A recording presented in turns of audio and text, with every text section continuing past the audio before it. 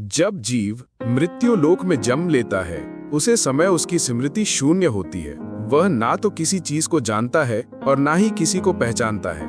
बच्चा मां के गर्भ से निकलकर जैसे ही बाहर आता है, तुरंत ही रोना शुरू कर देता है। वह ऐसा तकलीफ में करता है या कोई और कारण भी है जिसे हम समझ नहीं पाते। क्या आपने भी कभी सोचा है कि आखिर बच्चा जन्म लेने के तुरंत बाद रोता क्यों है? इसके पीछे का सटीक कारण क्या है? हिंदू धर्म शास्त्रों के अनुसार वैसे तो इसके पीछे एक पौराणिक कथा की मान्यता है, जिसका विवरण विष्णु पुराण में मिलता है। ये एक ऐसा सवाल है जिसका सही उत्तर हम सब जानना चाहते हैं। शिशु के जन्म लेते ही रोने के कारण को विज्ञान एक सहज और आवश्यक प्रक्रिया मानता है। तो दोस्तों, आइए इस वीडियो में सबसे पहले हम बच्चे के रोने को लेकर वैज्ञानिक दृष्टिकोण समझते हैं। फिर हिंदू धर्म शास्त्रों में वर्णित उस पौराणिक कथा को जानेंगे, जिसका उल्लेख विष्णु पुराण में मिलता है। नमस्कार दोस्तों, जय मां लक्ष्मी। स्वागत है आप सभी का हमारे चैनल में। आपसे विनती है कि चैनल को सब्सक्राइब कर लीजिए और कमेंट बॉक्स में जय मां लक्ष्मी जरूर लिखें, जिससे मां लक्ष्मी का आशीर्वाद आपके जीवन में आ रही धन की समस्या समाप्त कर हजारों नए रास्ते खोल देगा। दोस्तों, नए जीवन की प्रक्रिया पुरुष और स्त्री के समागम के साथ शुरू होती है, जिसके फलस्वरूप जी को एक नए शरीर के रूप में स्त्री के गर्भ में स्थान मिलता है। जब तक बच्चा माता के गर्भ में रहता है, तब तक वह सांसारिक दुनिया से अनजान होता है। माता के गर्भ में वह जीवित तो होता है, परंतु वह सांस नहीं लेता। उसके शरीर को खाना पीना इत्यादि मान से जुड़ी गर्भनाल से प्राप्त होता रहता है। बच्चे के फेफड़े तो बन जाते हैं, लेकिन वह प्रयोग में नहीं रहते। बच्चा मां के गर्भ में एक पतली झिल्ली के अंदर बंद होता है, जिसमें तरल पदार्थ भरा होता है। इस तरल पदार्थ को वैज्ञानिक एलिम फ्लूइड बोलते हैं। यही तरल पदार्थ बच्चे के मुंह, श्वास नाली और फेफड़े तक में पहुंच जाता है। लेकिन जब तक बच्चा मां के गर्भ में रहता है, तब तक इस तरल पदार्थ से बच्चे को कोई कष्ट नहीं होता, बल्कि इसी तरल पदार्थ की वजह से वह मां के गर्भ में सुरक्षित रहता है। प्रसव की क्रिया मां और बच्चे दोनों के लिए कष्टदायक होती है।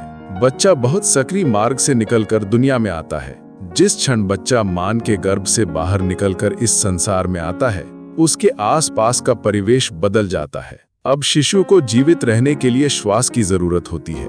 शिशु के फेफड़े प्रथम बार काम करना शुरू करते हैं, लेकिन फेफड़े में वही तरल पदार्थ पहले से ही भरा होता है, जिसे बाहर निकलना बच्चे के स्वास्थ्य के लिए बहुत जरूरी होता है। इसीलिए डॉक्टर बच्चे की डिलीवरी होते ही गर्भनाल को काट देते हैं और बच्चे को उल्टा करके उसके मुंह से इसी तरल पदार्थ को बाहर निकालती है। ऐसी असहाय स्थिति में बच्चा प्रथम बार रोता है।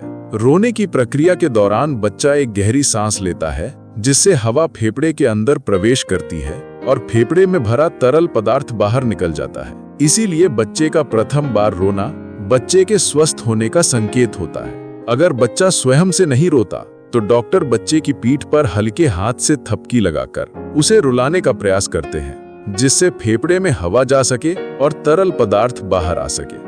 बच्चे के दिमाग को सही ढंग से काम करने के लिए एवं बच्चे के शरीर को सुचारू रूप से कार्य करने के लिए ऑक्सीजन की जरूरत होती है। जिन बच्चों के फेफड़े से तरल पदार्थ नहीं निकल पाता, उनके फेफड़े में पर्याप्त हवा नहीं पहुंच पाती। ऐसा होना बच्चे के जीवन के लिए खतरा होता है और दिमाग को पर्याप्त ऑक्सीजन न मिल पाने के कारण उन्हें किसी प्रकार की मानसिक बीमारी भी हो सकती है। तो दोस्तों, ये बातें थी विज्ञान की। आइए अब जानते हैं पैदा होते ही बच्चे के रोने को लेकर धर्म ग्रंथ में क्या लिखा है। शिशु जब प्रथम बार रोता है, तो उसके रोने का स्वर कुछ इस प्रकार सुनाई देता है, जैसे वह पूछ रहा हो, कहाँ हूँ मैं, कहाँ हूँ मैं। विष्णु पुराण के मुताबिक जब ब्रह्मा जी सृष्टि की रचना कर रहे थे, उन्होंने स्वयं जैसा पुत्र पैदा करने का विचार किया, तो उनकी माया से गोद में एक मायावी बालक प्रकट हुआ।